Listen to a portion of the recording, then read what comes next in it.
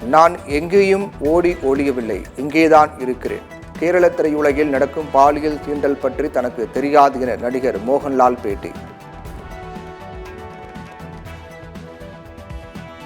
திட்டங்களுக்கான நிதியை ஒதுக்கிய பிறகு அதனை வழங்க மத்திய அரசு நிபந்தனைகள் விதிப்பது சரியல்ல.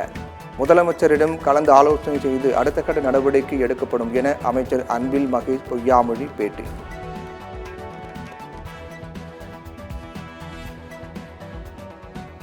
உயிர்காக்க மருந்துகளின் விலை அதிகமாக இருப்பதால் ஏழை எளியவர்கள் சிகிச்சை பெற முடியாத நிலை உள்ளது. உயிர்காக்க மருந்துகள் விற்பனையில் இடைத்தரகர்கள் அதிக லாபம் ஈட்டுவதாக திமுக எம்பி திருச்சி சிவா குற்றச்சாட்டு.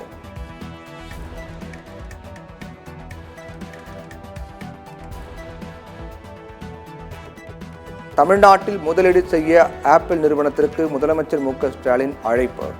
உலக மின்னணு சாதனங்கள் உற்பத்தி வரைபடத்தில் தமிழ்நாட்டிற்கான இடத்தை உறுதி செய்ததற்காக ஆப்பிள் நிறுவனத்திற்கு முதலமைச்சர் மு.க.ஸ்டாலின் நன்றி.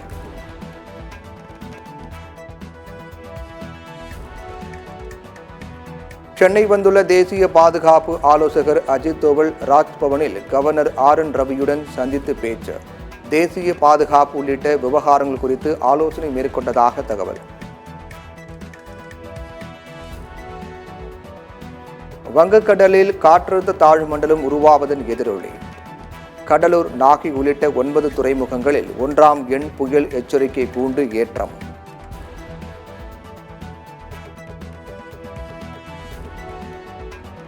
ஒத்தேரியில் உள்ள மாணவர் விடுதியில் ஒரே நேரத்தில் 1000 போலீசார் அதிரடி சோதனை.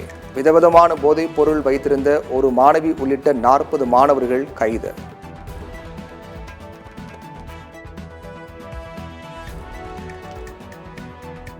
ஒத்தேரியில் போதைப் பொருள் ஒழிப்பு ஆபரேஷனில் சிக்கிய மாணவர்களை காவல் நிலையம் அழைத்துச் சென்று விசாரணை. யாரிடம் போதைப் பொருட்கள் வாங்குகிறீர்கள், விற்பனை செய்யும் நபர்கள் யார் யார் என விசாரணை தீவிரம்.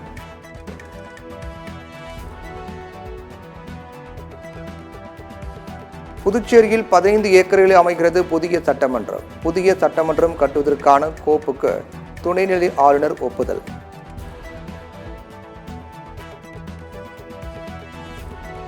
டெல்லியில் நீதித்துறைக்கான 2 நாள் தேசிய மாநாட்டை பிரதமர் மோடி தொடங்கி வைத்தார். உச்சநீதிமன்ற தலைமை நீதிபதி சந்திரசூட், வழக்கறிஞர் சங்க தலைவர் கபில் சிபல் உள்ளிட்டோர் பங்கேற்பு. எட்டயபுரம் அருகே குளிர்பான பாட்டில் ஏற்றிச் சென்ற கண்டெய்னர் லாரி கவிழ்ந்து விபத்து. சாலையில் கொட்டிய குளிர்பான பாட்டில்களை அள்ளிச் சென்ற பொதுமக்கள்.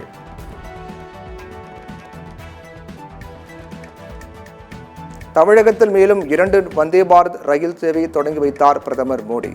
சென்னை, நாகர்கோவில் மற்றும் மதுரை, பெங்களூரு இடையிலான சேவையை காணொலி மூலம் தொடங்கி வைத்தார்.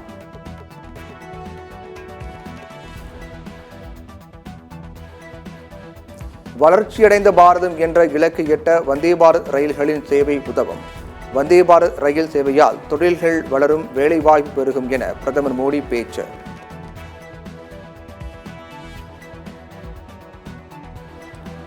பார்முலா பந்தயம் ஏற்பாடு செய்யும் அரசு தொடர் அமோனியா கசிவு விபத்துகளை தடுக்க ஆட்சி முறை பார்முலா ஏதாவது வைத்துள்ளதா? தூத்துக்குடியில் அமோனியா கசிவால் உயிரிழந்த இளைஞரை சுட்டிக்காட்டி சீமான் சரமாரி கேள்வி.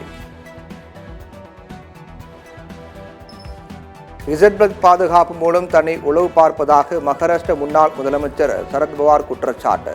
தன்னை கண்காணித்தது போதும் என கூறி இசட் பாதுகாப்பை நிராகரித்தார் சரத்பவார்.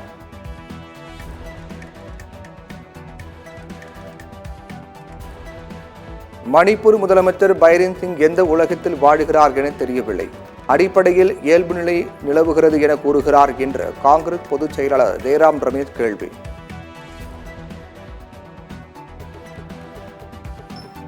டெல்லி அரசின் புதிய தலைமை செயலராக ஐஏஎஸ் அதிகாரி தர்மேந்திர ராவ் நியமனம். உள்துறை அமைச்சகம் உத்தரவு.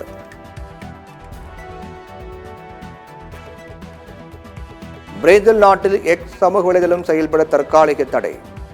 பிரேசிலில் ஜனநாயகத்தை அழிக்க முயற்சிப்பதாக எலான் மஸ்க் குற்றச்சாட்டு.